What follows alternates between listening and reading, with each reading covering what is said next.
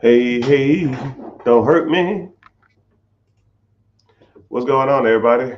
Welcome to the Rich Get Rich podcast slash live webinar. Not a webinar, but it's just me live talking and answering financial questions because, I want to be the greatest and the best person, not only on social media, not on TV, not on radio. I want to be the voice of reasoning for anybody when it comes to financing.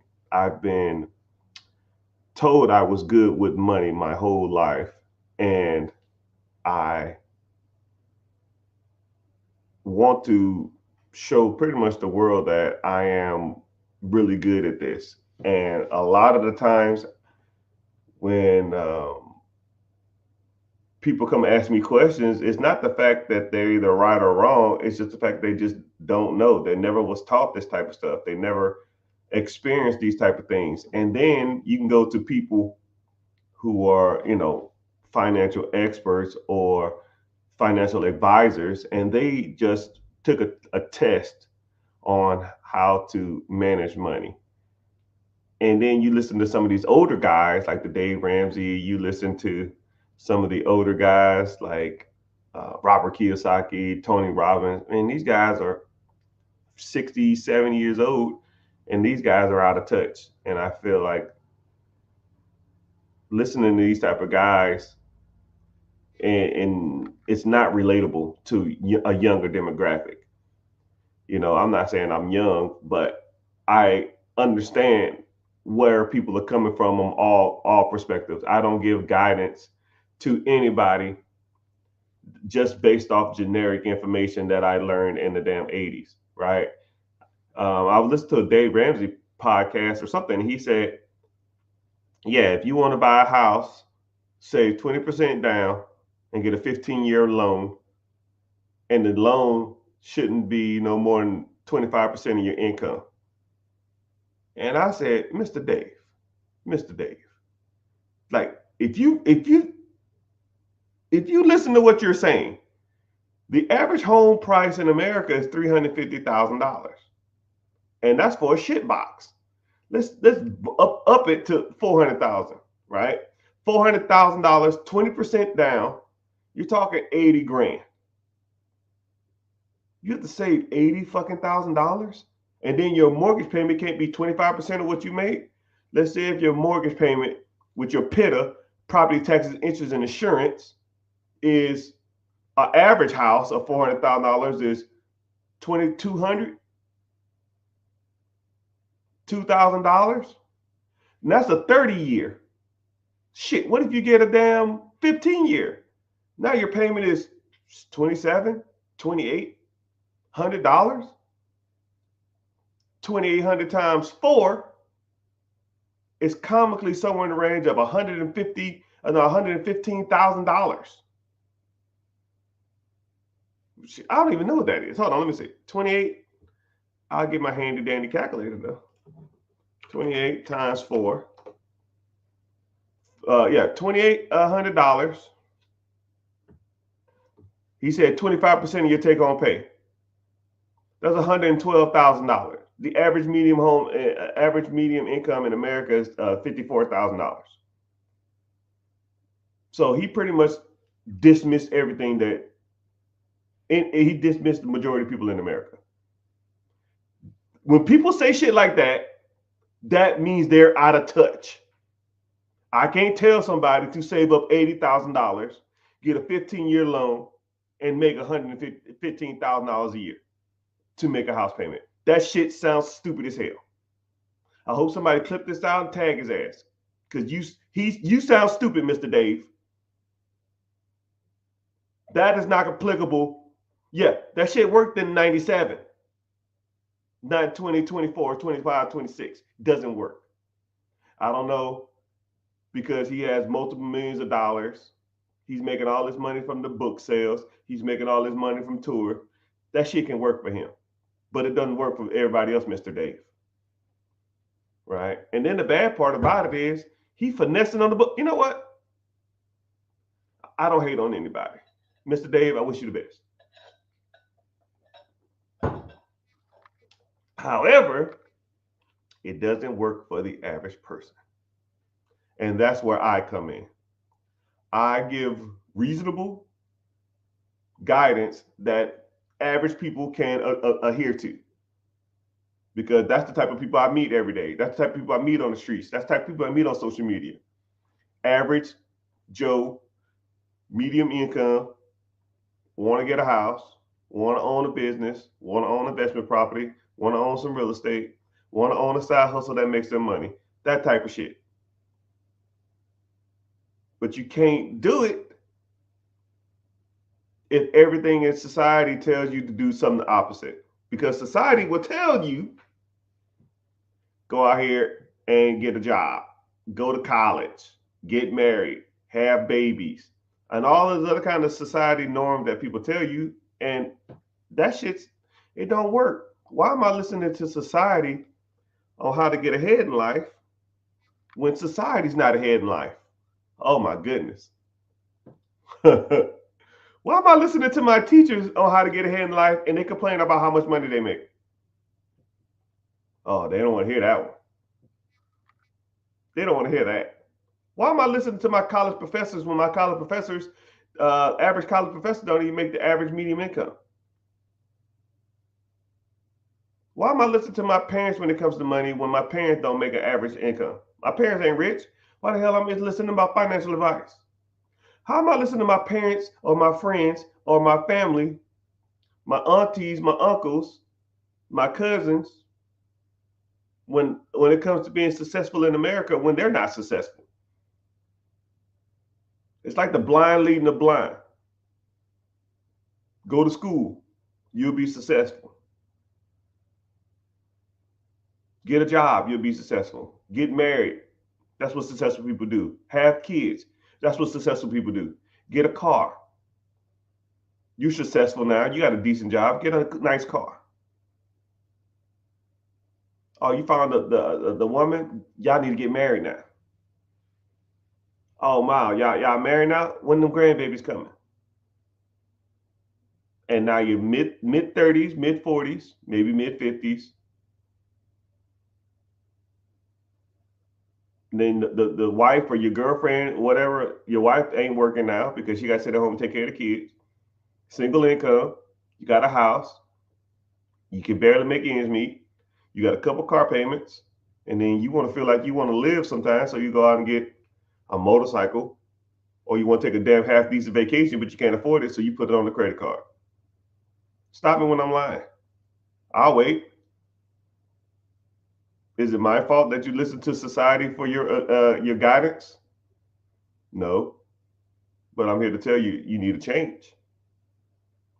You need a fucking change. You can't get ahead listening to people that ain't got shit. You know, it's crazy because the majority of people in America get their guidance from their peers. But if you really look at your peers, are there really people that you want to be listening to? I mean, truly, right? Or from a young age, you was taught from your teachers, do good in school, get good grades.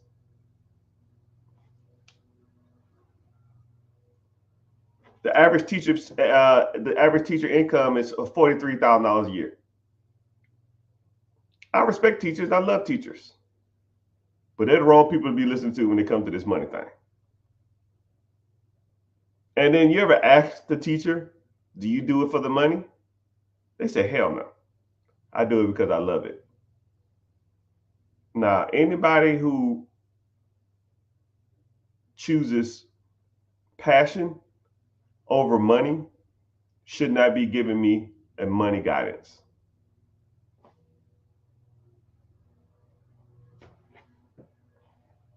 So, where do you go? Where do you learn your guidance from? Where do you get the game from? You see every fucking ass clown on America talking about, I'll teach you the game. I'll teach you how to do it. I got a course. But I don't know if anybody in America has ever taken anybody who's listening to this. I don't know if you've ever did an online school that was self-taught. That shit sucks. Okay, here you go. Give me your $50, $100, $200, $5,000, whatever the fuck it is. Here you go. Figure it out. Here's everything. And so you're reading this shit and you're trying to apply it. And you're like, what the fuck? I don't even know what this is. I don't know what's going on. So a lot of courses don't work. That's why I don't do a course. People say, yo, man, you got a course or anything? I had one. I hated it. I probably sold one. And then after that, I just gave it away. Because a course gives you more questions than answers. And then let's say if there's like a speaking event. Like say if I was doing a speaking event in your city and I'm out there giving all the game away, right? You might be hyped up, let's say I charge you a couple $100 to come. You listen to me speak. I might give you some game. I might get you pumped up. I might give you a free lunch. You take a couple selfies. Then you're going to go home and you ain't going to do none of that shit. It's the truth. It's the reality of the situation. Statistically, you won't. If I gave you guidance for free online, 3% would adhere to the guidance I gave you. If you paid me for guidance, for one-time guidance, 9% will adhere to it. But if you had a system in place with ongoing training and learning on a regular basis, 87% of success. And that's what people need. And that's what I offer. It's ongoing forever. As long as you want it. So everybody's asking, do I do mentorship? Do I do any of that stuff? So that's what I do. If you're interested, click the link in the bio and join the free class. But I'm not going to harp on it too much. You can do it or not. I don't care. I still give you a lot of guidance on these free things or talking live. Just ask the questions. I'll try to get to it. I'm letting the questions build up on multiple social media platforms while I talk about whatever. And then I'm going to try to get all these questions as soon as possible. So,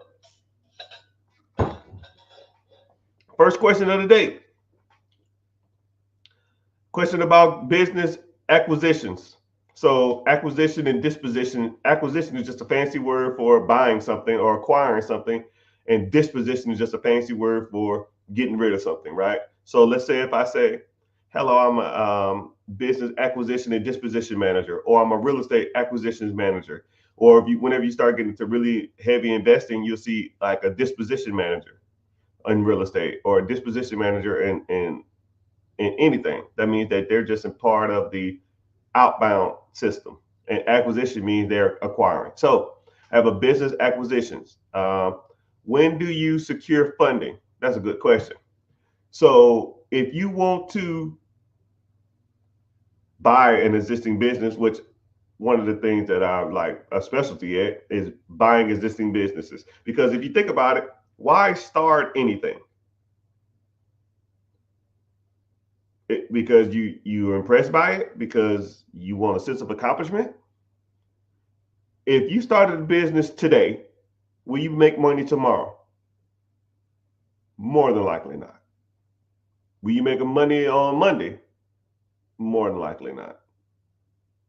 Actually, you're more than likely to be in debt on Monday, tomorrow than you are today. If you start a business. However, if you buy a business, and let's say that business has systems in place, it has management, it has point of sale systems, it has employees, it has bookkeeping, it has all levels of staff. All you're doing is paying the bills. Okay. If all those things are in place, and let's say that business makes $20K a month, 20K divided by 30 days, that's $660 a day. That means if I buy it today, when I wake up tomorrow, in theory, there'll be $660 in my account. Day two, 600 and sorry, 1,320 bucks. Day three, so on and so on and so on. Right? There's not too many products in the world or things that you can buy that actually makes you money every day owning it. It's not too many. There are some, but you have to learn the difference between good ones and bad ones. Not all businesses to buy are good. Not all of them are bad either. Some of them are awesome, and some of them are shitty, and some of them are mediocre. You got to learn the difference. But whenever you get funding, it depends. You should try to get funding as soon as possible. If you want to use funding to buy anything that produces cash flow or to grow your existing business or anything of that sense, you should be doing that as soon as possible. I almost tell people try to get the funding first, but be looking for different ways to different plays on things you can buy at the same time. And so for people that don't think that the funding stuff works, I always show this one. This is a brand new one. $30,000 business credit. And this is legit. It's right here. It's right there. All right. And then also, for people that think this is like some old card or it's fake, here's the date.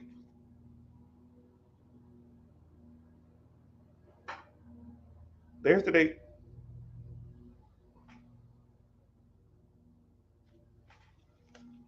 No. And here's the card. I'm not out here playing around. 30,000. Right. And on top of the 30, I just applied for that one because I got the offer and I know the good ones and the bad ones. Here's another $90,000, $900,000 worth of business funding. On top of my Centurion Black Platinum card, which is unlimited spending. So $930,000 plus an unlimited card. Now, let's say if you had access to, I don't know, I'll say $100,000 worth of funding. What could you buy with $100,000 of business funding or business credit? But the only caveat is you have to buy something that makes you money. You can't go out and buy like a Hellcat or some Gucci or some other crap, right? We don't want any of that crap. We want to make some real money. Now, there's ways you can buy stuff to make money, and there's ways you can buy it to lose money. It's about as simple as that. If you buy something and the next day you have more money than you had before you started, then that's an asset. You buy something and it takes money out your pocket, that's a liability. You got to know the difference between the good one and bad ones. And I teach you. If you're interested, click the link in the bio, join the free class.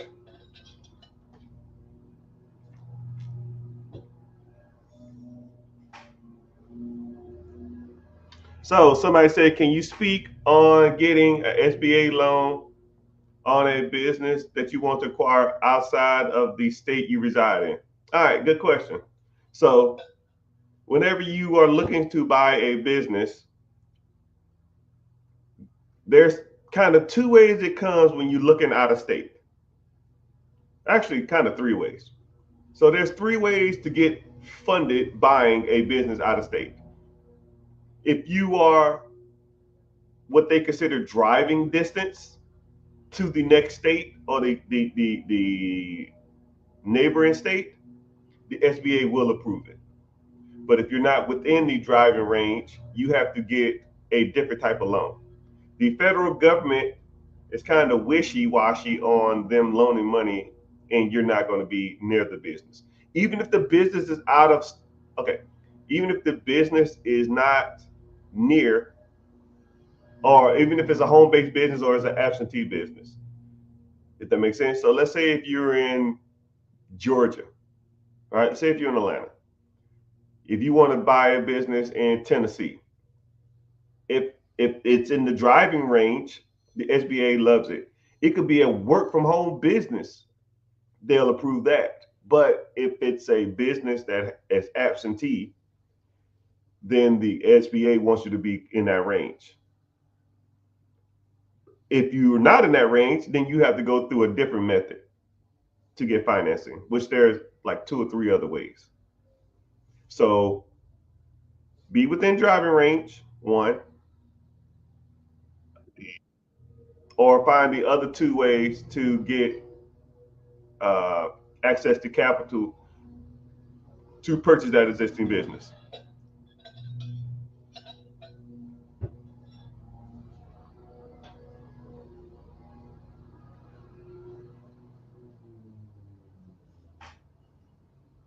So, yeah, someone just brought up the point that there's a lot of scam accounts out there. Yeah, man, I got like 300 fake pages. I don't choose to. I don't know why they're like that. I just know that I have them. I don't want them, but it is what it is. So if you see a fake page out there, um, check if it has a decent amount of followers, and More than likely, I won't ask you for money through a DM or nothing like that. Only thing that I offer is a free webinar. And if you come to the free webinar, you'll be interacting with me. And if you want to move forward on something, let's say if you wanted to get business funding, business credit, if you wanted to uh, get the credit options, or if you wanted to do a one-on-one or a consultation or any of that stuff, I'll only do it through the webinar because it's easier for me to track who's coming through it. And it also helps you know that you're engaging with me. You're not engaging with a fake account because you physically see me. It's not a live, it's not a recording, it's me. So I always try to do that.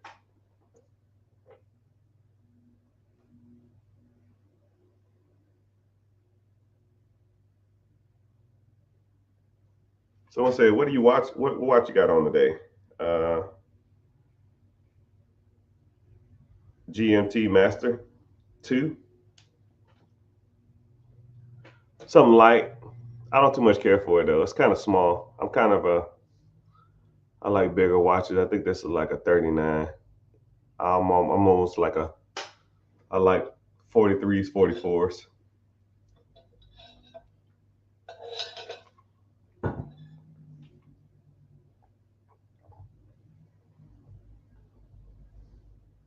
Somebody said I don't know you with the beard like that. Yeah, the beard is okay. Like I said, it almost doesn't give professional either.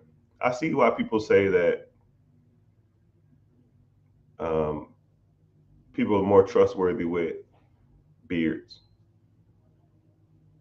or without beards. I don't know. I don't like it. I wish it would grow out a little more on the side, and it's kind of thinned out. But I'll figure it out. All right. So now somebody asked, I got $5,000. I want to start a business. What do you suggest? So you have $5,000. You came to me. First thing I would do is I would try to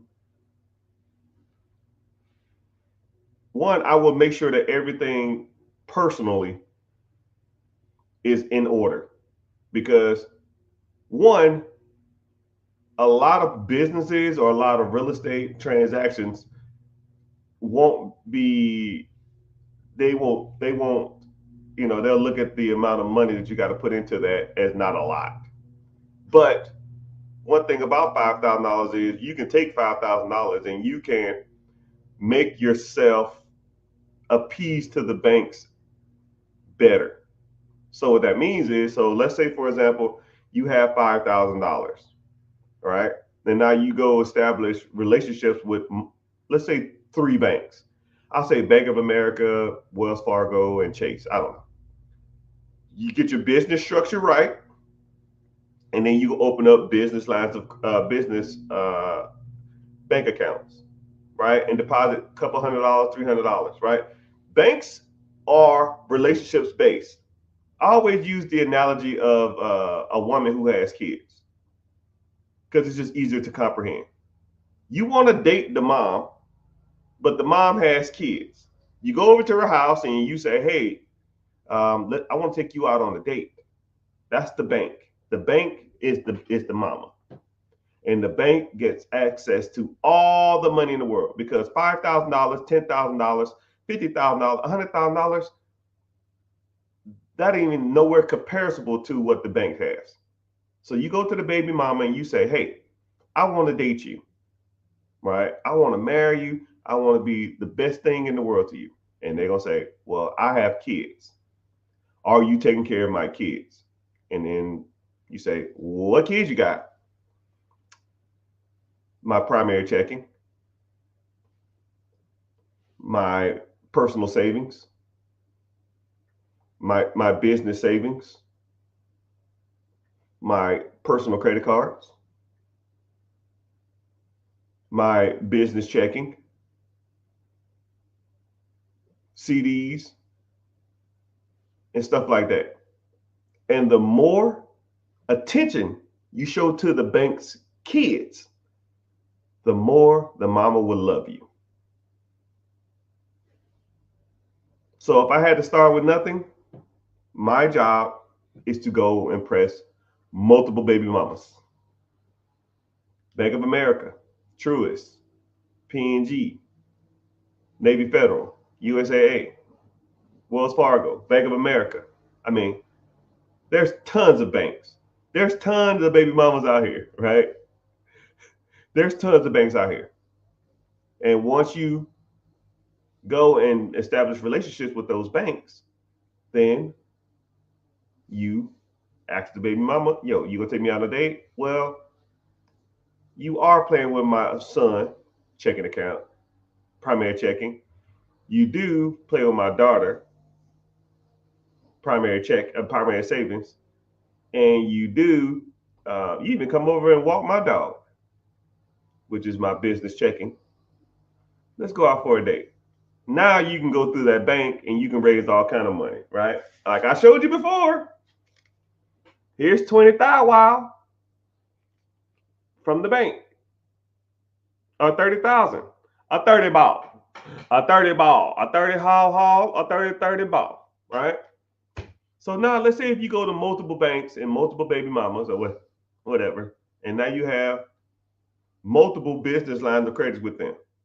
A 30 ball, a 40 ball, a 20 ball, a 100 ball. Now you've raised 150, $100,000 worth of credit. And a lot of times there's 0% interest for a year. Now, what would you rather have? $100,000 of someone else's money or $5,000 of your own money spread out over, you know, you rather have $5,000 in one account or $5,000 in four accounts, and those four accounts gives you access to $100,000 worth of line of credit. It's still your money. You just spread out over multiple accounts. And now you go and use the bank's money, and yeah, you can buy whatever you want. Now, better question is, you say, what can you do with $5,000? What can you do with $100,000 now of line of credit from four different banks? And that's the game, people.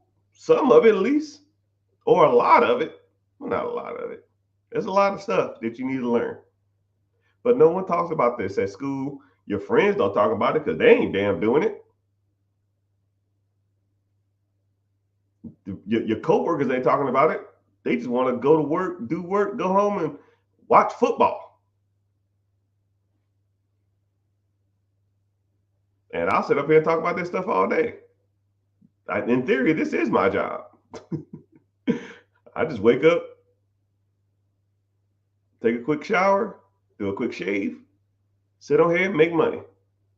That's the game, right? Or use other people's credit or other people's funds and buy assets that produces cash flow, storage units, vending machines, businesses, donut shops, ice cream shops, freaking whatever, insurance companies, tech companies.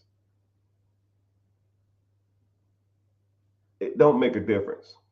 Now you got to know what the difference between a good business and a bad business is. But that stuff's easy. It's a learned skill, just like everything in the world is. It's just a learned skill. You have to learn that skill. You got to learn how to find deals. You got to learn what a good deal is. You got to learn how to negotiate. You got to learn how to get across the finish line, and then you got to learn how to manage those assets to produce you a good income. And a lot of it comes from allocating work to other people. You got to learn how to manage people. If you can't manage your finances, how are you going to manage other people's finances or a business's finances? Boss of all bosses.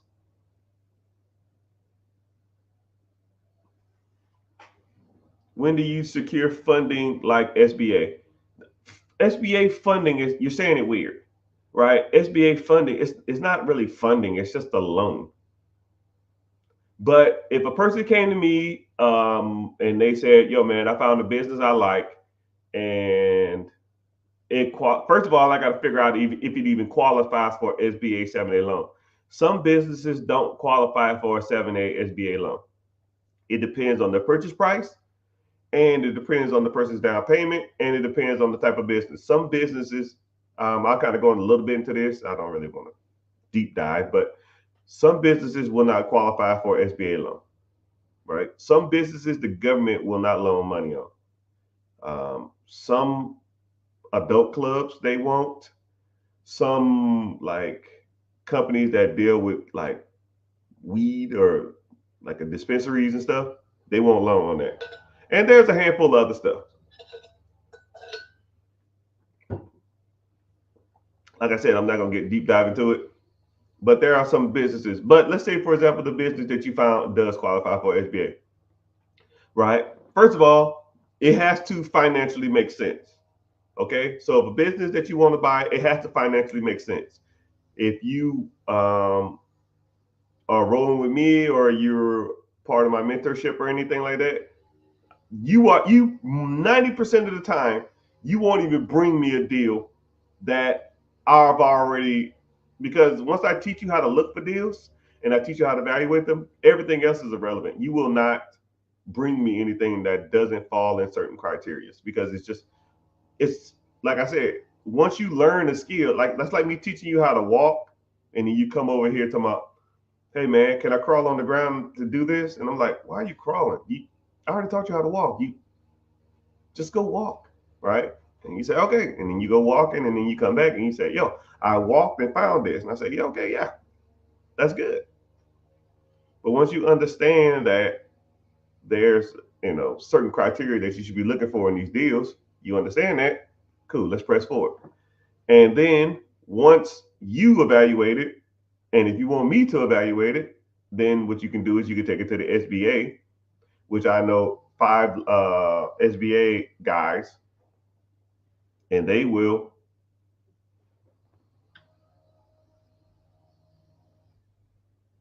I know 5 SBA guys that will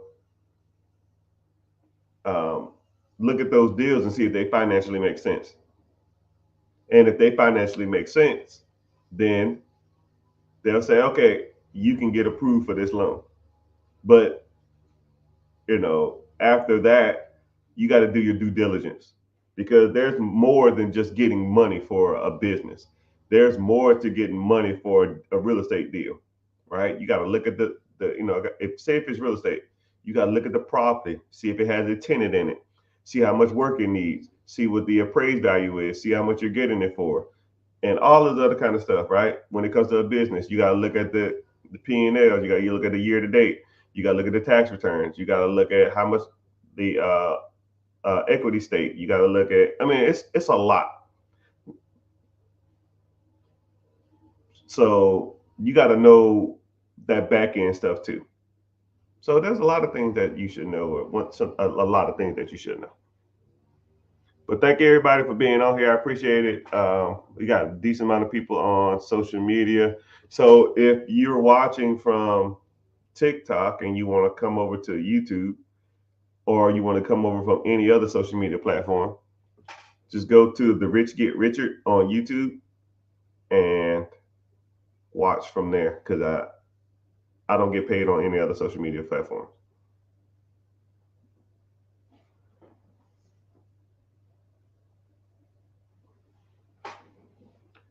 How do I look at deals to see if it's worth my efforts? Yeah, you just got to learn, right? If you want to get into the mentorship, or you want to get into the coaching, or you want to get into a deep dive, or even a one-on-one session, when I break the stuff down, I do. You know, it's kind of crazy is when I meet people and they want to learn like super in depth, or I teach like a mass class or something, I'll always ask them 5 questions before I start. And the 5 questions are like just vague questions about owning a business. And no one ever passes the test initially. Nobody. So once they pass the class, or after I teach them, after about an hour or whatever, I ask them the same 5 questions and they get damn near 80, 90, 100%, because they know what they're looking for now. It's just a learned skill.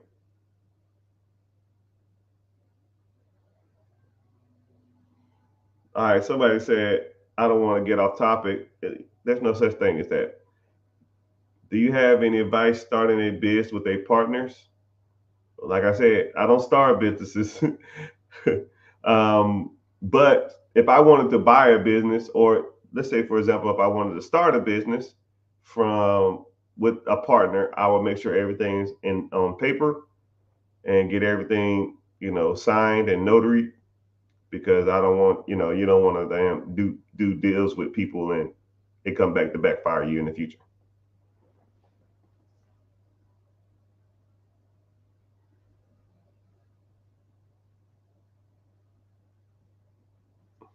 Yeah. Somebody said before pre-launch, valuation pre-launch, I will make sure everybody that I'm doing a pre-launch with has the same overview of what we're going to get into, and same expectations, the same work ethic, and make sure that everything on paper is spread out, as far as like what we receive, what's our compensation, what's their duties, what are their responsibilities, because you don't want to say, yo man, you're supposed to do this and you didn't, and or I was supposed to receive this and I didn't. But if you already have a contract that stated that this is your responsibility, and or this is what I'm compensated, then you won't have that issue.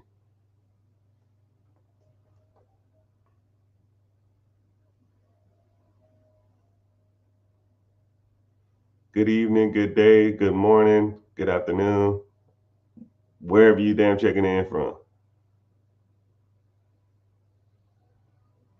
Someone said one more time. I don't know. Someone one more time. Good evening, good morning. T, what's happening? The interest rates are ridiculous now. Interest rates they are what they are. If a deal, this is what's crazy about interest rates. If a deal makes money, like I don't even look at the interest rates. A lot of people say focus on the interest rate. Look at the interest rate. Interest rates are high. Man, if I give you $1 and you give me back two, but the interest rate's at 99%, do I care? I mean, let's be real. If I put $1 into a bucket, I wait an hour and I come back and there's $2 in the bucket, and I take the $2 out. And then I take the $2 out, hold it in my hand for a second, I put the $2 back in the bucket, come back in an hour, and I take the $2 out the bucket. Now that's $4. Do I care how much interest the bucket made off of me? Oh man, you could have made $3 on the bucket. Nah, I don't care. You could have made $2, instead of having that extra dollar. Don't care. If I put $1 in the bucket, and I leave and I come back and it's $2 in the bucket, I don't care how much I don't care how much they charge me for that process. Don't even care, right? You have to look at it like that too, especially when it comes to home ownership too. When you look at home ownership, if you're buying a house and the house payment is just as much as renting, or you can house hack and rent out rooms of the house, or get roommates, or split half the house, get like a duplex or a fourplex or a quadplex or a triplex. You live in one unit and you rent out the other ones. I don't care what the interest rates are. I don't care. That don't make any sense to me. Like I did this one property. Actually, I closed on it maybe 3 months ago. I got it at a deal. I got it for 130, and it was worth 190. Okay, so simple math. That's $60,000 worth of equity. Okay, 60K worth of equity, and I financed the property at 7.5% interest. My PITA, property taxes, interest, insurance, PITI, was really PITA PITIM, property taxes, interest, and insurance, and my management fee, which is 10%. It rents for 1,700. All my fees is 1,150 or something. I'll round it up to 1,200. If I'm getting 1,700, my fees are 500. I mean, it's 1,200. I make $500 a month. Plus, I got $60,000 worth of equity just sitting there. Whenever I go to sell it or go to refinance it or take a HELOC or whatever on it. Now, how many people in here would do that deal? How many people would buy a property, have 130 into it, it's worth 190, so you make 60, rent it out for 1,700, and your bills is $1,200. That's $500 a month. How many people would do that deal?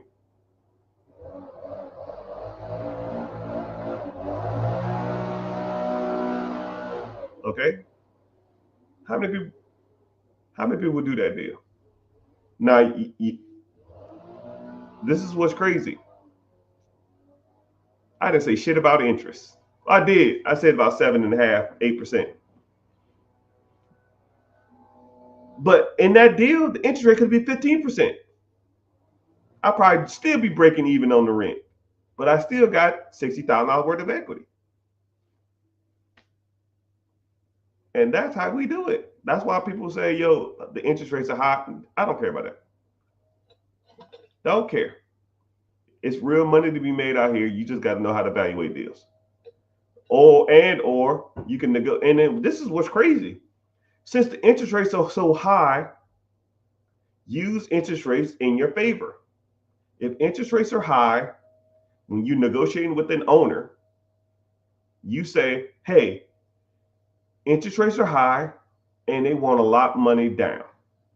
Why don't I just pay you directly and I don't have to go out and get a loan? If I got to put 20% down at the bank and they're going to charge me 7.5%, 8% interest on an investment property, why don't I just pay you directly? I'll give you the money down and I just pay you. That way, you pay less in taxes. I don't have to go get a loan. And then I'll balloon you out in like 5 years. So all that money you're making, you're paying less in taxes. Because let's say if I give you $200,000 cash right now or $200,000 from the bank, you got to pay capital gains tax on that at 30% juice. That's $60,000 in taxes. Do you want a bill for $60,000, sir? Hell no. I know you don't. So this is what I'll do. I'll give it to you. I'll give you a down payment. We'll say $20,000, $30,000. And then I'll make you monthly payments.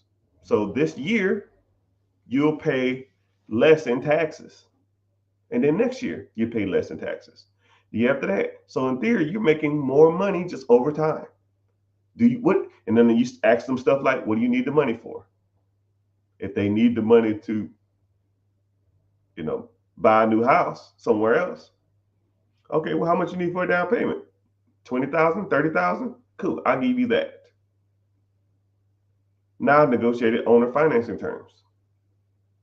Because the interest rates are high. You see how the world gives you shit, you make it sugar, man. That's what you do. The world is full of crap, and you got to make the good from it.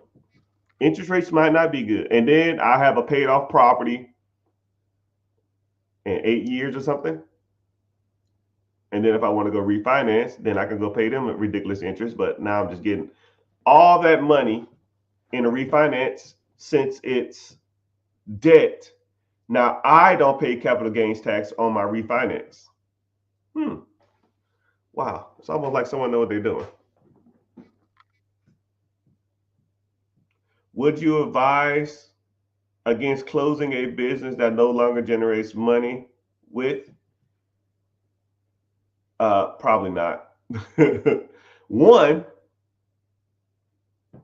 is I don't know what kind of business it is, so it's kind of hard to say what I would do.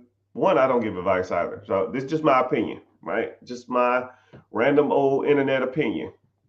So no. One, two, somebody might can turn that business around. I don't know how much energy, effort you've devoted to the business.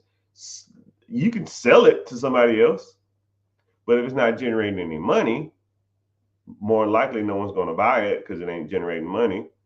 And better yet, why isn't it generating money?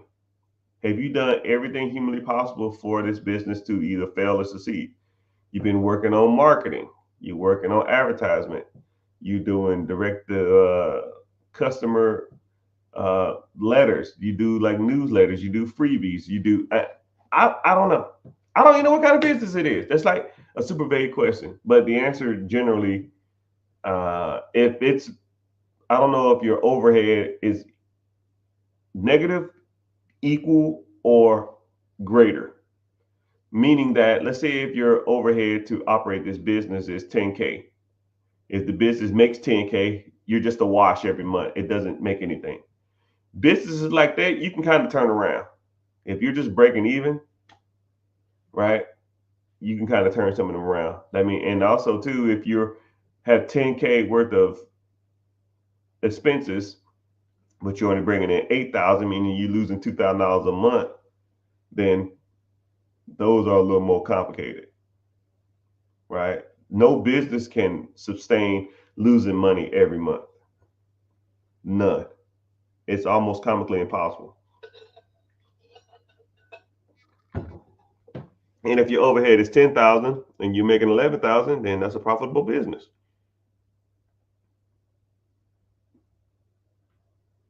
Someone's using your profile to message you. Yeah. So if you see me messaging you talking about some crypto or anything like that, just block them and report them because it's not me.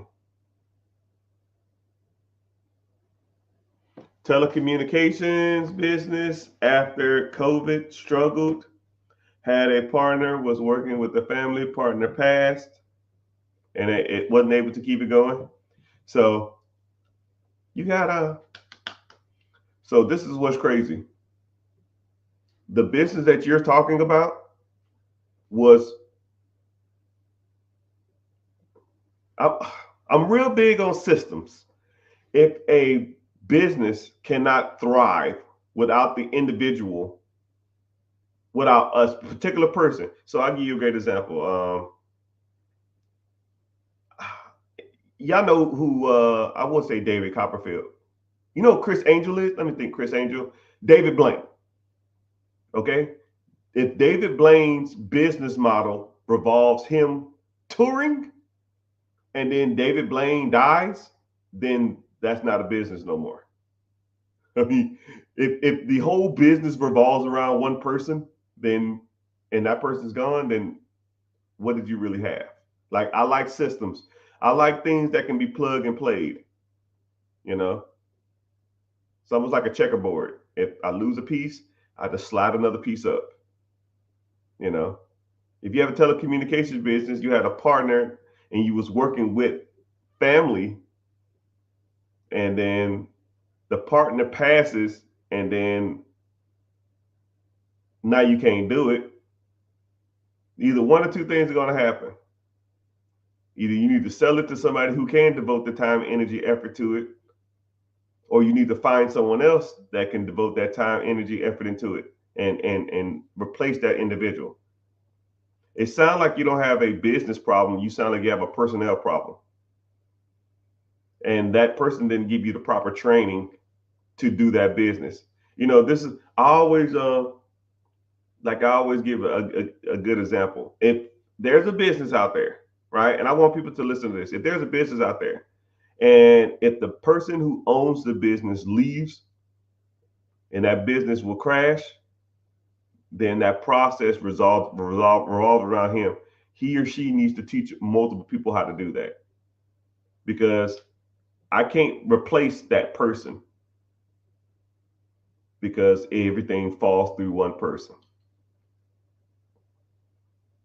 So you probably got to look at a couple things. One, can I replace this individual that was working there? Then you have to look at if the person that was working there before, if his position is indisposable, right? If he brought in the majority of the stuff, if he was the reason people was there, if he had all the connections, and if I can't make that work, then what do you have, right? If you sell it to somebody else, you might can sell the context, the resources, and the systems. But if that individual brought in all the systems, he brought in all the resources, then that's something you have to evaluate and see if that's what you probably got to try to make it work without them, or even hire somebody to do it. But that's a good question. I don't want to guide you too much and too in depth, but it's like I said, still, like I don't know what no money brings in either. That's like it's like a weird statement. Zero income. Do you bring in? It says don't bring in any money anymore. Are you losing money? Are you breaking even? Or you just not bringing in as much as you want? Right? Because all those answers have different results. If it's not bringing in the money you want, right, you might got to do stuff to generate more money, and or sell that process to somebody else if you don't want to do it no more. Or if it's breaking even, you can still sell the process. Or I don't know if you have employees, you don't want to get the employees fired, but you probably got to start working on ways, maybe a specific business consultant in that area. But if it's losing money every month, no person should own anything that should be losing money every month.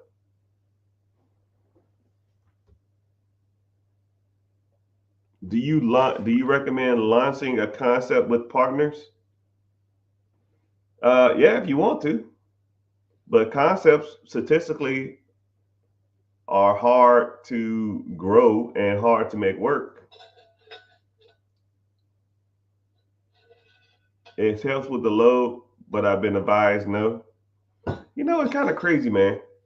It's like, not don't take this the wrong way. Okay, when I say this, a concept is exactly what it says it is. For every Mark Zuckerberg who thought of Facebook, there's hundreds of other ones that you've never heard of that didn't make it. And I always say this: I'd rather have a piece of a watermelon than a whole grape. I'd rather have a, a, a piece of a pie than a whole cupcake, a whole mini cupcake.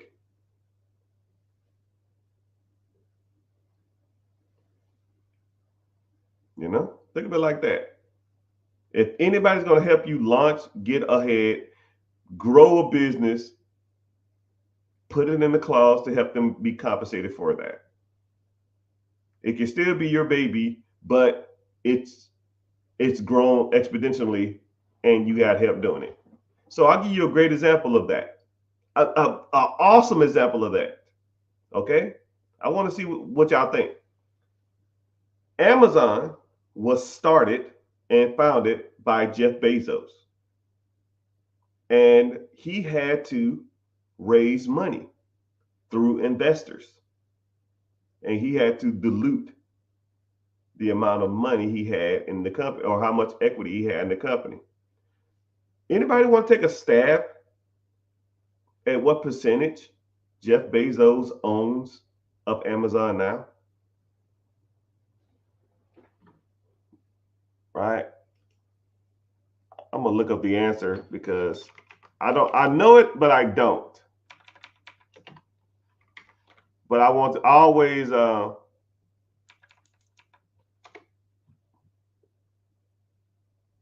yeah, damn, I was right. I didn't even have to look it up. I didn't even have to look it up. What percentage of Amazon is owned by Jeff Bezos now? Throw some numbers out, people. 50%, 80%. Don't look it up, because if you look it up, I know you. If you say the number, I know you looked it up. I read this a while back.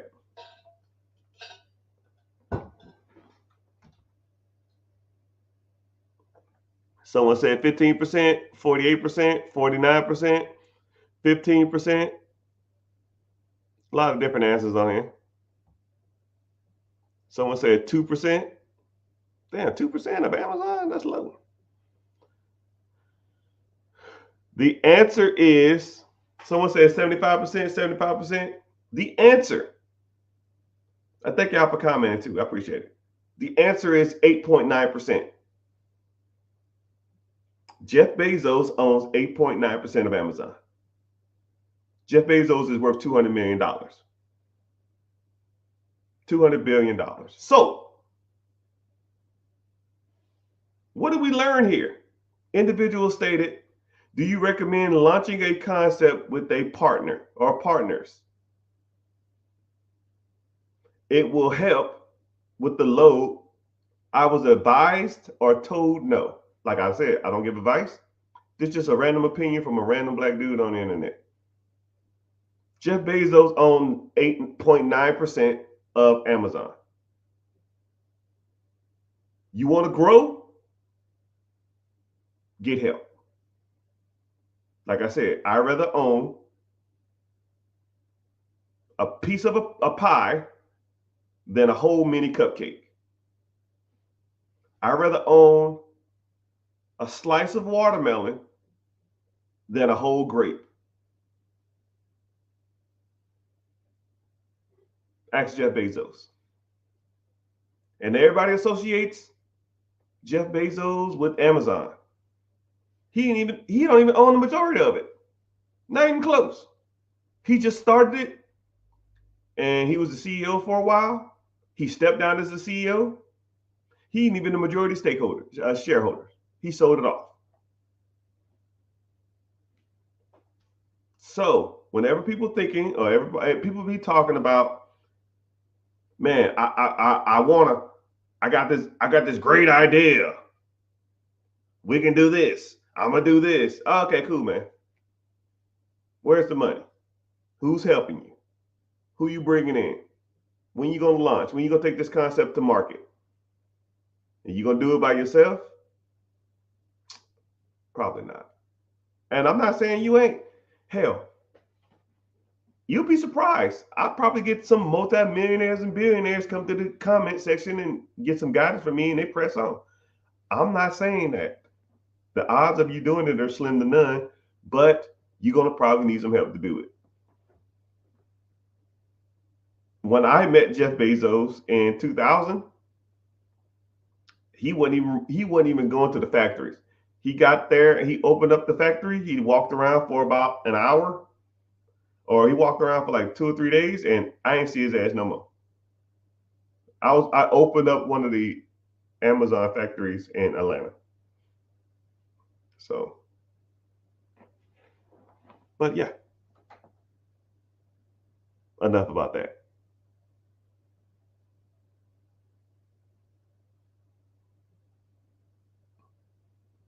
Yeah, it's crazy to think that Jeff Bezos only owns 8% of Amazon, 8.9. Now, if you want to fact check me, you can Google it, which I just did. Hey, everybody, what's happening? What do you consider getting ahead? How do you get ahead with debt notes?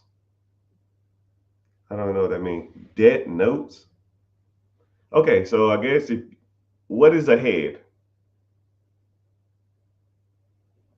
Hmm, that's a pretty good concept. That's a pretty good question, I guess. So, what is my opinion of getting ahead in life? I guess a cushion. It's having a significant amount of money in your account to where you don't have to worry about next month's bills. Let's say if you had 2 months of expenses in a savings account. Let's say if your overhead every month is $4,000 and you have $8,000 in your account, you got 2 months ahead in a savings account or a checking account. That's a cushion. You're getting ahead, but you still got to do debt servicing. What's crazy is about debt, you have to figure out better ways to get out of debt and easier ways to get out of debt and faster ways to get out of debt while also while also maintaining your lifestyle, which that's where the problem comes in. People want the cake and eat it too. People want instant gratification. People don't want to sacrifice, you know. Just like, for example, if I told you that you don't have a income problem, you have a spending problem. A lot of people, first of all, they don't want to be self-identified as having any kind of problem. A lot of people think that they don't have a spending problem either. But if I looked at your finances, I looked at your checking account, I looked at your debit card account, you got issues. I know you do. Right? I'll even give you one example. Eating out. You know what the average meal cost in America is when you eat at home versus the average meal cost when you eat outside? Let's start with that one. What is the average cost to eat in? Family of four in America. Family of four in America, average food cost. Throw some numbers out. The average food cost to eat at home in America is, did I say eat out or eat in? Right? Did I say eat out? Okay. Okay. I'll say eat out.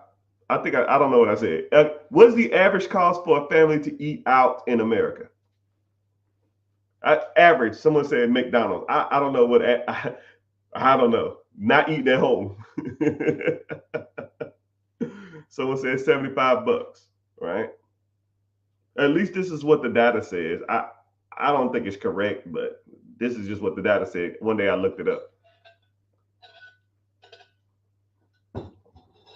The average person or the average family of four to eat out is $19. Don't know if that's true or not.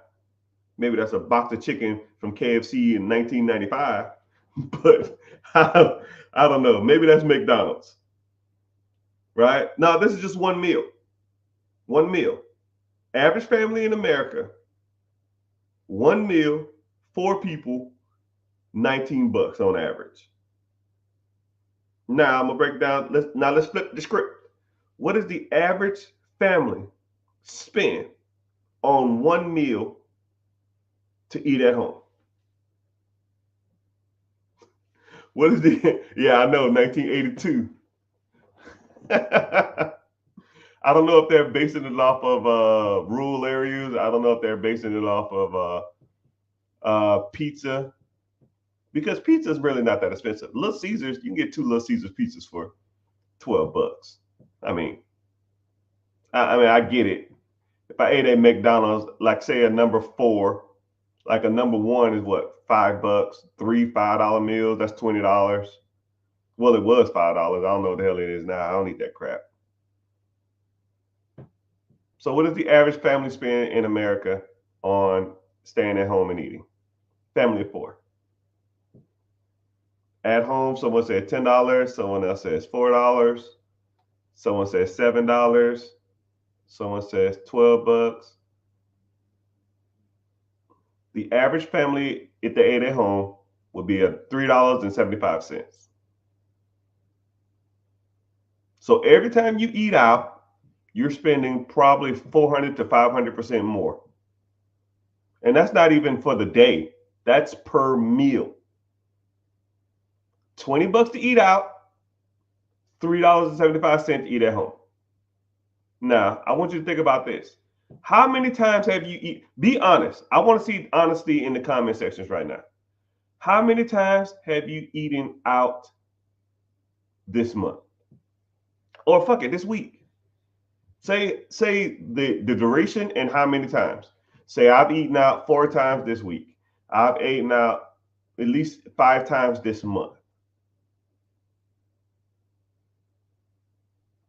Costco hot dogs? Yeah, maybe. Costco hot dogs be hitting. I be hating when my bun be wet though. I don't like that stuff, right? And be honest, right? Because I like honesty. Because you cannot get ahead in life lying to yourself. You're not lying to me, because I don't care. I got mine, right? I can eat out all fucking day. Don't care. Someone said twice this week. Yeah, yeah, I know. You don't have to lie to me. I already know. I already know that people eat out all the damn time because it's convenient. It's fast. You don't want to be bothered. But you almost can't have your cake and eat it too. You can't eat out all the time and then complain you're broke. You know, pick a struggle. Pick that I had to eat shit all day, eat corn and baked chicken, or complain that pick your. I complain about being broke. You can't do both, man. Right? Someone says 12 times a month. I average $40 this month. Shit. 12 times a month. That's the second person this week that said Costco hot dogs are good. I might have to try them. You ain't never had a Costco hot dog? Man, where y'all been living? Under a rock? It's not the fact, I'll tell you something too. To me, food tastes better when it's cheap, right? Costco pizza, it's like $2. A slice of pizza for like $1.50. Costco hot dog is 99 cents. Well, it used to be 99 cents. I think it went up. I think it's like $1.25 now. Right? You go to and then it's like a foot long. You go to a ballpark, that same hot dog is $10. Maybe more than that. So I like people to you should all go to Costco's and try the hot dogs. But don't come back here and say, yo, man, I went to Costco's, I took my dinner date, and we ate Costco hot dogs and we didn't like it. Don't do that, right? You Costco's, you shopping. I think because you work up an appetite and it's convenient and you're hungry. I think that's why they do it like that. But it ain't like a game changing hot dog. It's just cheap.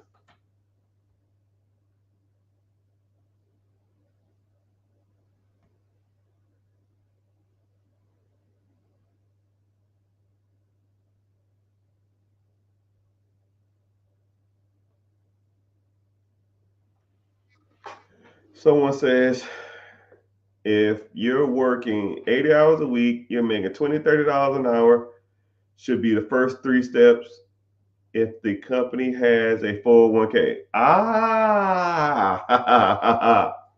One of my specialities. All right, so you have a 401k.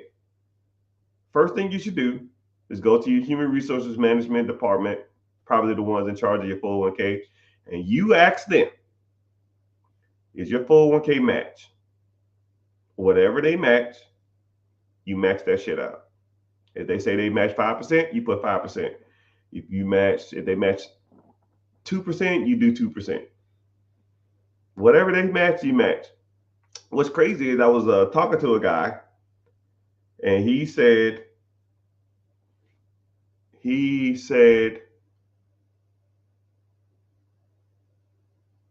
I got a 401k, and I've been working here for 10 years. And I said, you've been working for 10 years? Okay, how much you put in your 401k? He said, I didn't know anything about it, so I never did it. And then I said, okay, well, why not? He said, I just don't know anything about it. If I don't know nothing about it, I just won't do it. I was like, oh, okay. Okay, well, go to your human resources department and ask them, do they do a match?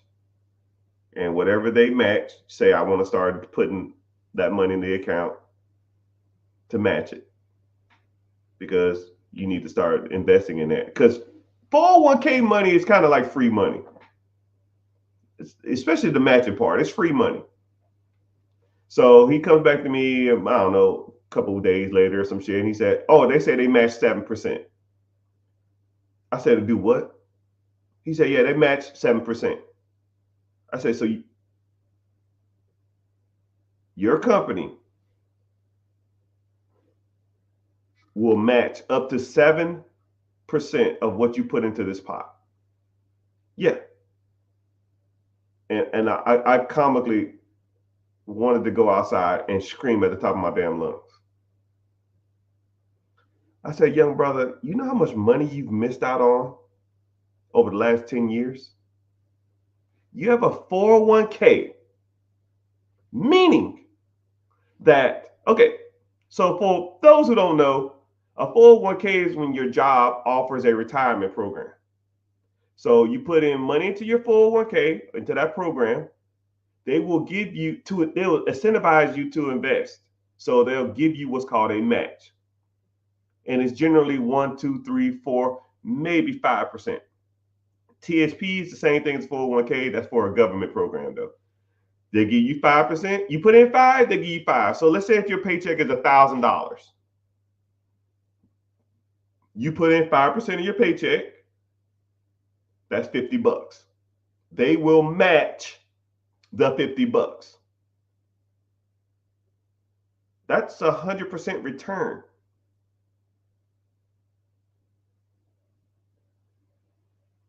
This is third grade math, people. If I put in 50, you put in 50, that's 100% return. What asset that's going to give you 100% rate of return just from putting money into it? There's not a lot. There's not a lot. Well, Mr. Richard, I don't know if I'm going to live to be 65. I know you're alive now. I'm not going to help what happens in the future. We're here now. What's the play? What do you want to do? Because I hear that shit all the time. Well, I don't plan on working for him forever. I didn't say that. I don't even care.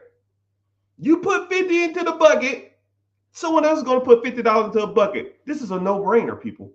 And then that's not even compounded interest. You put 50 into the bucket, they put $50 into the bucket. Now you got $100.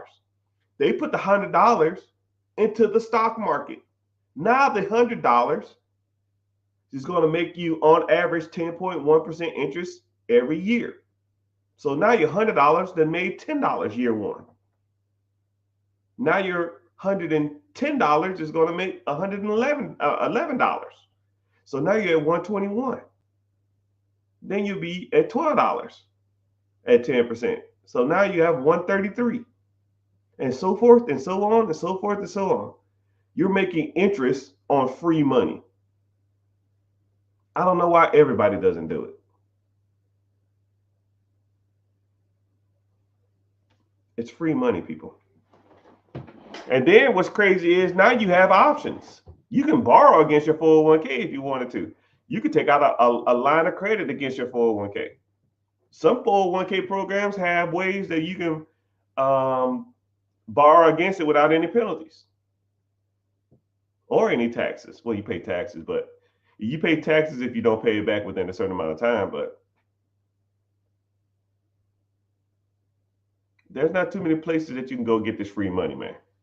401k is one of the better ones. I don't know if you're still in here, but yeah, if you're making, he said he works 80 hours.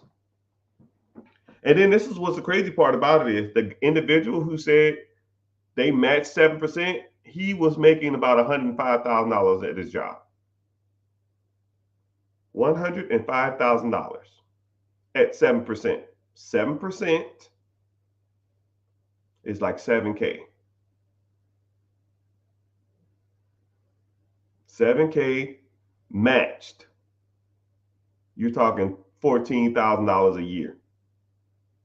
$14,000. I'll put in my handy dandy calculator because I put it in before, but I'll put it in for y'all because I don't remember the numbers. So if he puts in 7K,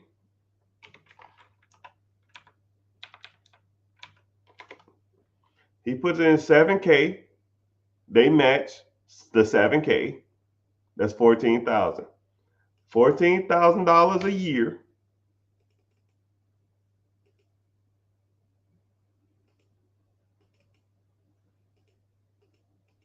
Actually, it's more than that. My math's off.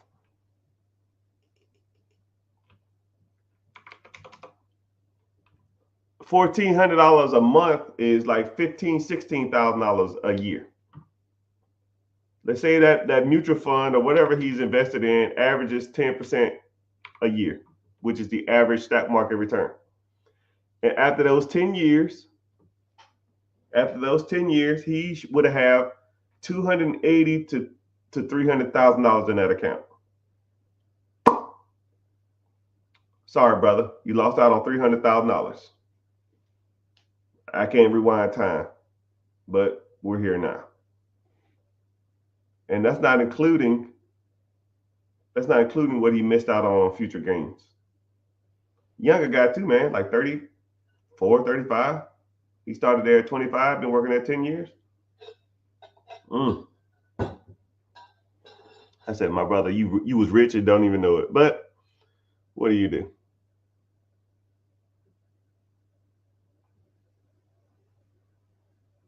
Someone says vending machines. All right, so I had multiple vending machines and or I don't even know what you want to call it. It was like a snack bar for an office.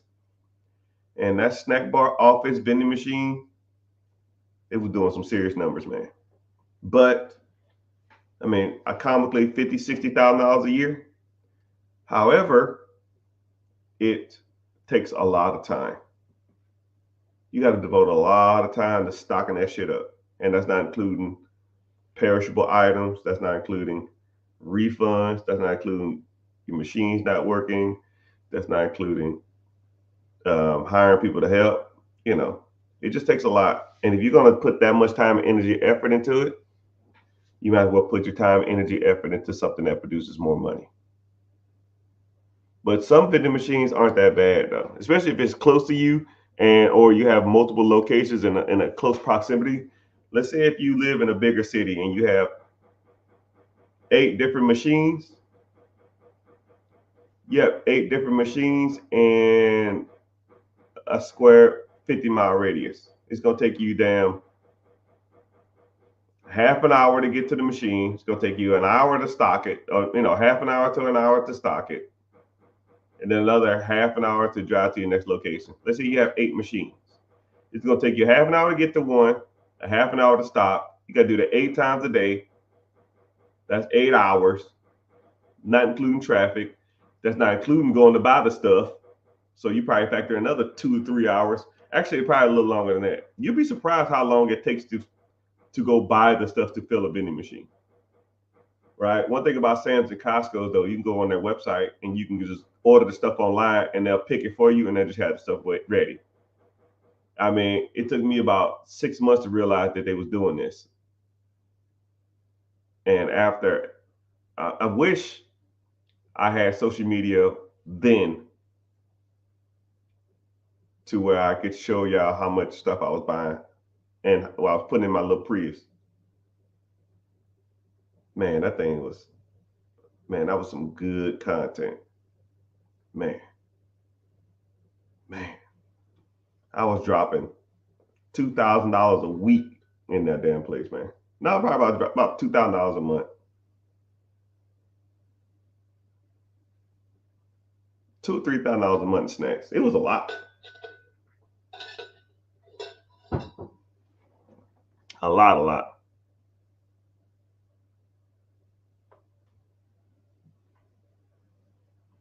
Do I have any franchise businesses? No.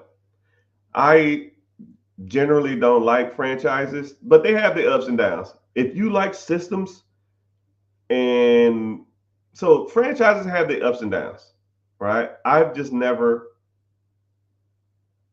found an opportunity in a franchise that I wanted. If I was to do a franchise, okay, let me tell you the ins and outs. Okay, if I was to do a franchise, I would want multiple franchises at once. I wouldn't want to do like one franchise, right? I want to take over like a chain of franchises. Like, so, I don't know, like a Subway or something or a Little Caesars. I want like 10 locations. I don't want one location. One location is not worth it to me, at least in this stage of my life. If I was to take it over, right? If I got to listen to a CEO, I got to go and, operate how they want me to operate. It's got to be worth my time, right? Let's say if the average Little Caesar locations are bringing in 60K to the owner, 60K, I own 10 of them, that's 600,000. Nah, it's almost worth my time, right? And I'll just go to every location once every month. Hey, how y'all doing? Clean this shit up. Why this shit so dirty? It smells weird. Do this, fix that. Thank you. Here are a couple gift cards for gas or something. Appreciate y'all hard work. See y'all at the Christmas party. Right? Keep it pushing. Now, in that case, yeah. Like one store, not worth my time. 60 grand a year, that's not worth my time. To have to hear some fucking CEO and some dude. But one thing about, okay, I'll give you the pros and cons about franchises though. So one thing about franchises that are good, if you don't have no clue what you're doing, or you're not good at managing people, you're not good at systems and stuff, get a damn franchise because they have all the experts you need. They have the accountants you need. They have the tax specialists you need. They have some franchises have like a weekly franchise meeting, right? It's like a Zoom call, and you're there with either the CEO, the COO, the CFO, or the franchise expert, or another person that has multiple chains, and then you can just, hey man, I'm having this issue. I need to do this. I have to go there, and then you can just ask them the question. It's almost like a built-in support system, which a lot of people can appreciate, but a lot of people don't. Right? But they charge you for that. Right? Your franchise fee can be 3% of gross sales, 10% gross sales, 5% gross sales, but they give you systems and teams in place, and they advertise for you too, right? When you see a Little Caesars commercial, that's where they get the money from. And then one thing that's cool about Little Caesars too is you have what's they call a regional franchise manager. The regional franchise manager, like say if you're in Atlanta, he'll go to like Buckhead, Decatur, Cobb County, Gwinnett, Sandy Springs, Peachtree City, and he just goes around all these different areas and checks on the store. He talks to the manager, he talks to the staff, he ensures that everything is smooth. And now the owner don't have to go and do that. So that franchise fee is what pays his salary. So now you don't have to, worry about your store as much. So there are pros and cons. I don't, the one of the cons is that you have to do things the way they want you done. If that regional manager goes by and say, "Yo, man, you're selling a Pepsi product instead of a Coke product. We don't sell Coke." Like, well, people want Coke. We don't do that. Now you will have to adhere to everything they say. Or a lot of people, if that Little Caesars or something is right by a college, and the games get out at a certain time. Let's say they have a lot of night games, and the games get out at 10 o'clock. But you're told from the regional manager or the district manager or the franchisees or Little Caesars headquarters saying, "Yo, man, you can't be open past 10." He's like, "Well, my demographic state that I should be." It's like, "Well, I don't care what your demographic state. We're not a late hangout spot. We don't do that." You're at the mercy of them, right? Some people like more flexibility. Franchises is more cookie cutter, right? You do whatever they say. But their objective is to make sure that you're successful. That's why people like franchise models. And you got people on your team and on your side. So I can kind of see the pros and cons of both. If I was to do a franchise, I want a bundle franchise. I want a whole bunch of stores or franchises at once, and that's it. I don't want to do one solo one.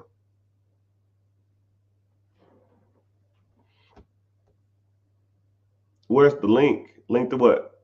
The free class? Click the link above, click my name, or go to the link in the bio and type in, or go to YouTube and or wherever and just click the free class.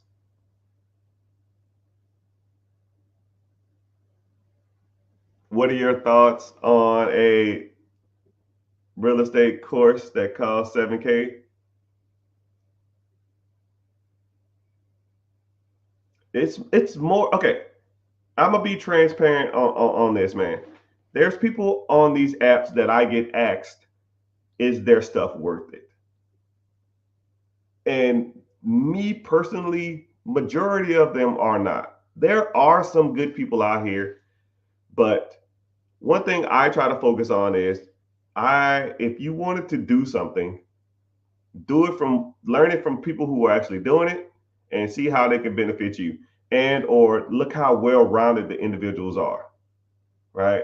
I don't want to work with people who are out of touch when it comes to this stuff, right? If I'm on social media and I'm flexing a whole bunch of cars and I'm flexing my boats and flexing my houses and I'm really truly not talking about the shit that I want to learn, then why go through that person, right? But think about it like me, right? And I hate to plug myself, but I wouldn't be doing myself any justice if I didn't plug myself.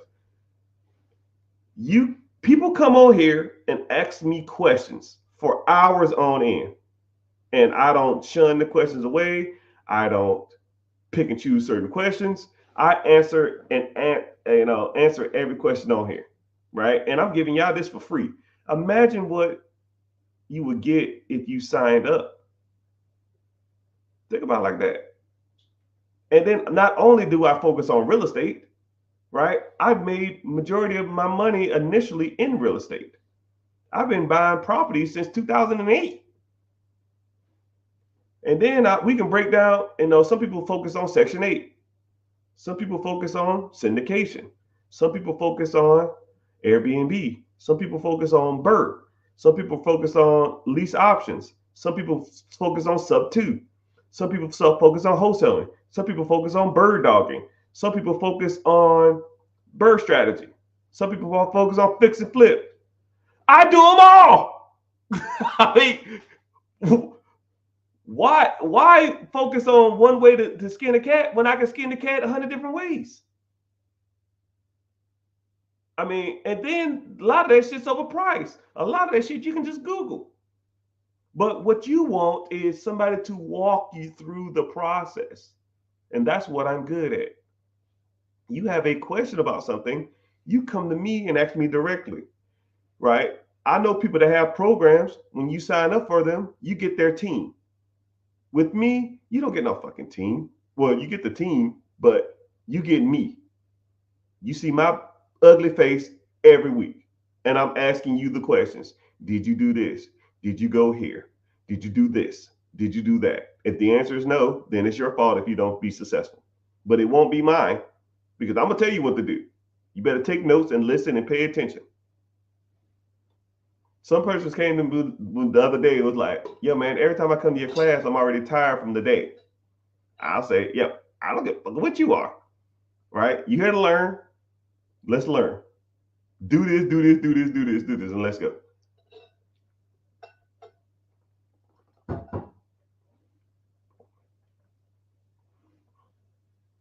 Okay. But yeah, that's my personal opinion on it, especially when it comes to the real estate thing. Uh, and then $7,000 is kind of a lot of money, right? I understand that there's a lot of working people out there, and 7K for something is kind of ridiculous. So that's why my shit's not even close to that. That's a lot. $7,000, hell, that's a Honda Civic. that's an '06 Honda Civic, man. But good question though. Is there a pre-approval to the SBA loan? Yes. But I've known people to get pre-approvals, but you don't really need them. It's almost like getting okay.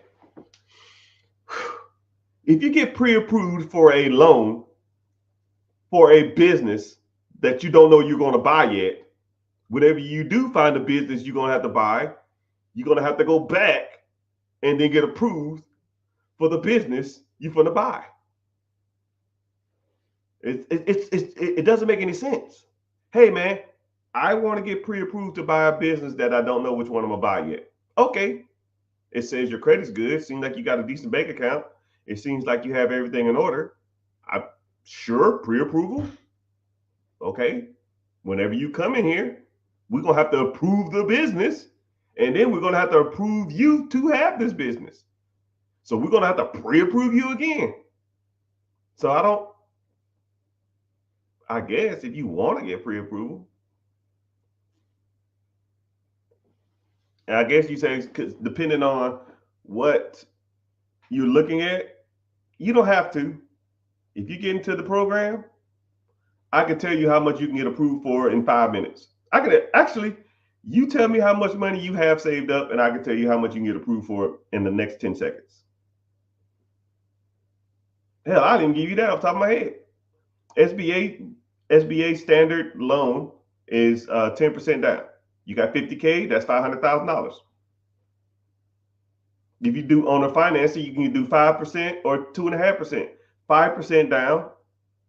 If you got $50,000, that's $1 million. 2.5% down if the owner agrees to 2.5%, 7%, 7.5% equity stake. That's a $2 million business. You need a pre-approval for that? No.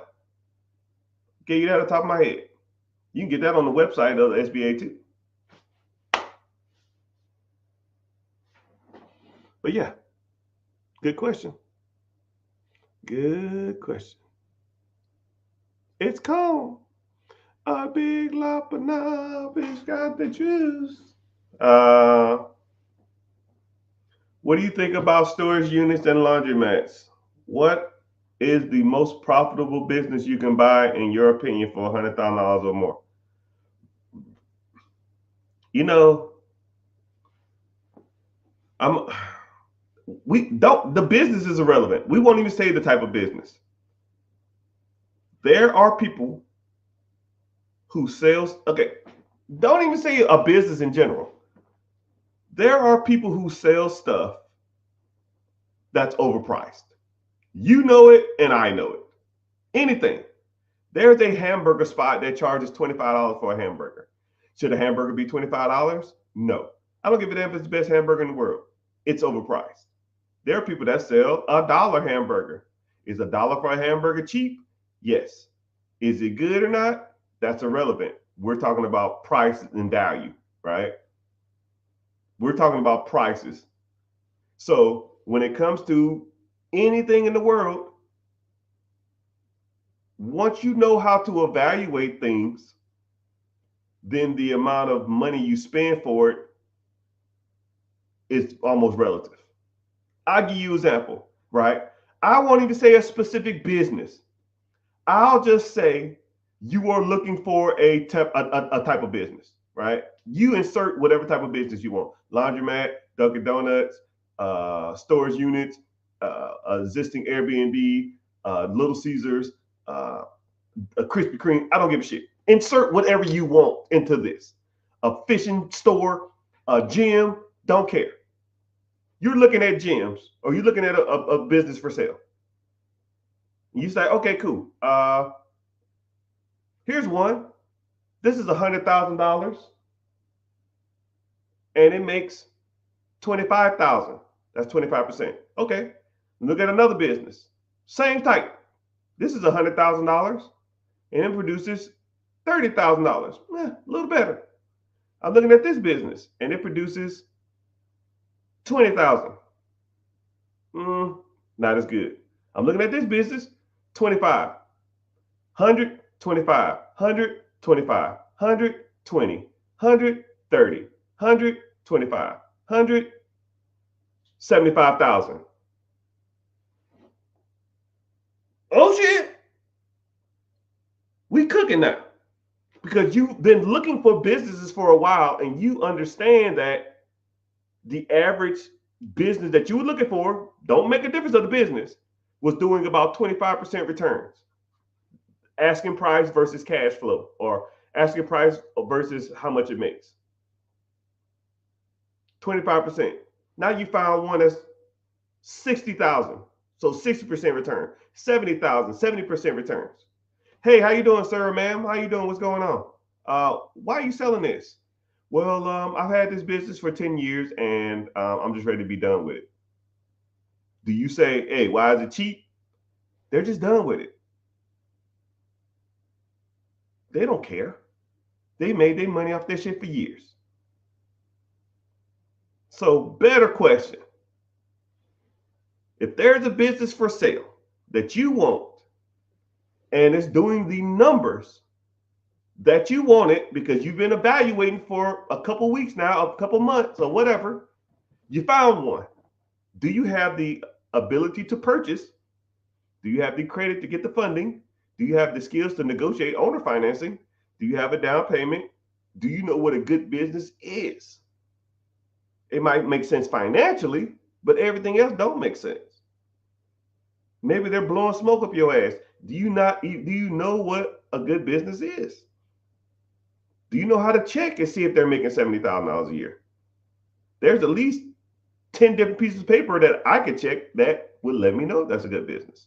So the business, like I said, you inserted your own business. So is there a good business for you? It's all subjective. I don't know.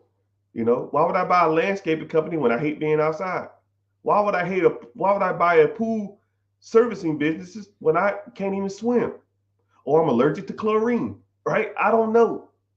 But I do know that some businesses financially make more sense than others on average. But you got to look for those averages. You got to look at what works and what don't, right? But that's what we talk about. That's where I help you at. What is the ways to get funded? Wow, that's a good question. So there's multiple ways to get funded in real estate, businesses. You can get funding through. I have a funding company where I help people get funded. Right? We get you business funding, and we get you 0% interest for over an extended period of time. So there are people out there that will get you funding, but I call it reckless funding. What they'll do is they'll sign you up and then they'll run your credit through the ringer and they'll give you all kind of line of credit. They'll get you a shit ton of money, but then one, they don't tell you how to spend the money. Two, they don't tell you how to liquidate the money. And three, they don't give you 0% interest, right? Yeah, if I get $100,000 worth of line of credit and any of it, and my payment is through the moon, right? I got to start making that money back ASAP. Pretty much setting people up for failure. But if you have a 0% interest, not only is your payment lower, you have a longer period of time to find a way to service that debt and pay off that debt.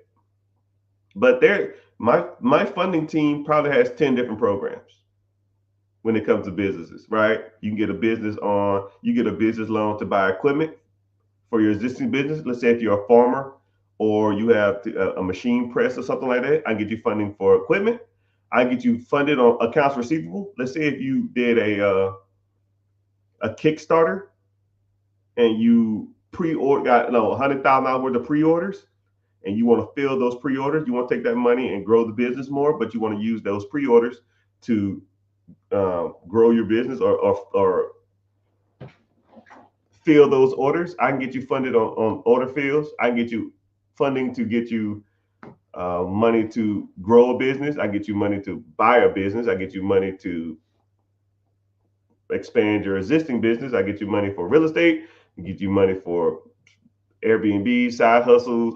You want to buy ATMs? I don't give a shit, right? I have so many funding plays. You want to do an SBA Express loan? I can help you with that. You can do an SBA 7A, help you with that. You can do an SBA flat. I can help you with that. You want to take a loan out against if you have a certain amount of stocks, say if you have $50,000 worth of stocks, you can leave the stocks in the brokerage account. I can get you a loan against that. If you have a 401k, I can help you get a loan against that. I mean, it's pretty much every loan program that's out there I can help you with. My funding team will get you the money. If you want the money, we'll get it to you. And we try to get it to you as cheap as possible. I try to be responsible, man. I don't want to get people $1 million worth of funding at 35% interest and give them no direction. Not only do I help you get the funds, I show you best assets to buy with them, and I teach you the best methods on debt servicing. So whenever you do acquire those assets, the assets pay for the debt that you borrowed the money for. So now it's just a wash, or you make money, which that's the way everybody should be doing it. I don't know what the hell people be taking money and starting businesses. That's just trash.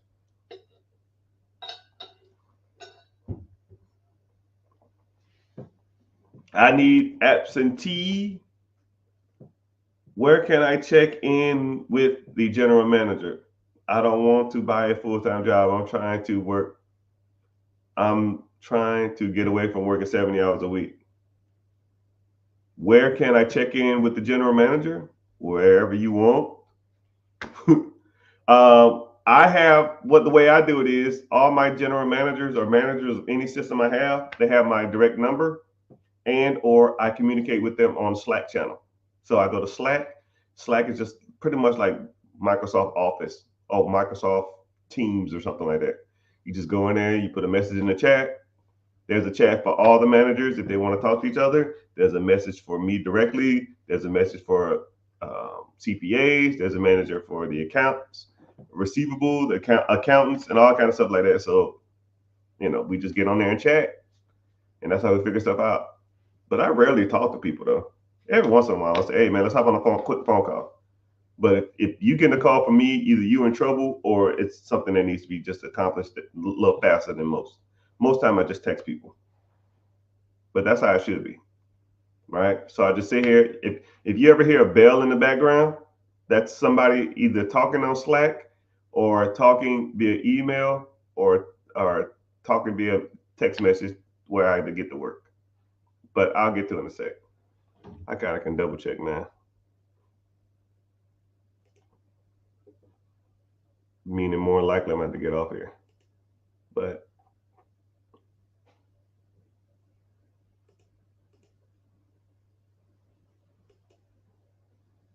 nope. Let me see. 1, 2, 3, 4.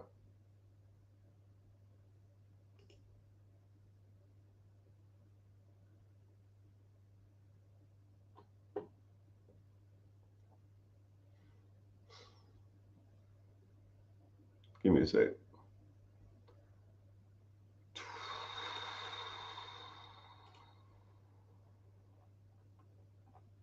I should have married Mary Kate and Ashley. But I do so much emailing that I pretty much made a quick response because I already have things that I'm already going to say to people.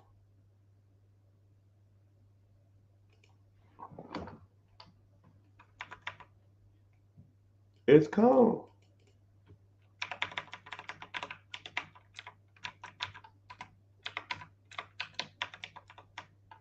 Come on now.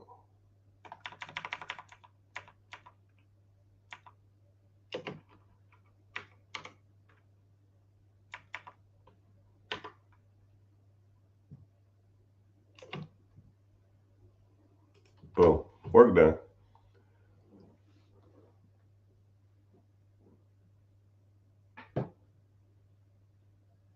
That's where you come in, right?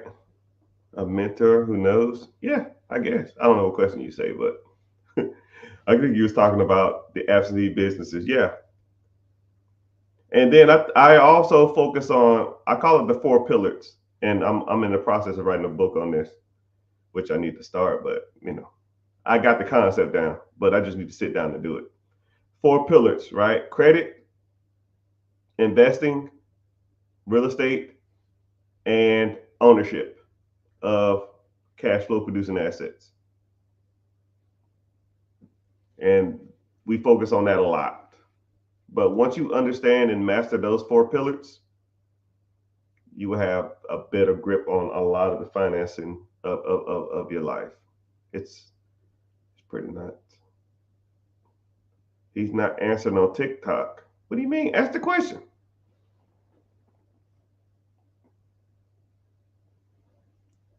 Have you ever financed? Have you ever acquired a distressed business? Distressed is a rough word. I don't. I don't take over problems.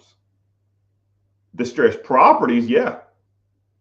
Distressed businesses, I don't take on headaches. It's not worth it. Now, and distress is kind of like nah. The more I think about it, no. The answer is no. Is it a good time to do a HELOC or refinance? You should never refinance any home. A refinance is like a reset on the mortgage. Don't just That's just my personal opinion. I would never refinance a home, right? Either HELOC or sell.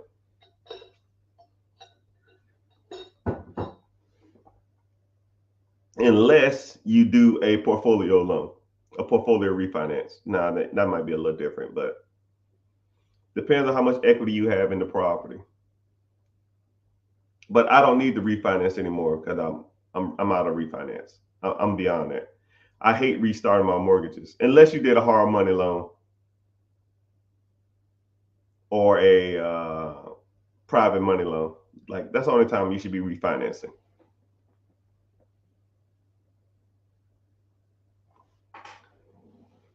Somebody said I got 150K sitting in my account and don't know where to invest.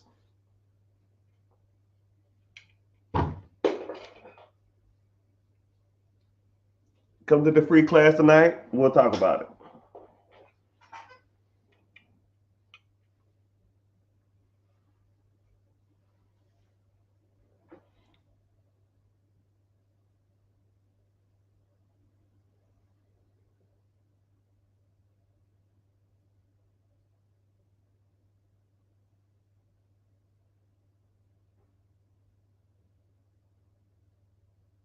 I don't even think the 45, that guy's still in the chat.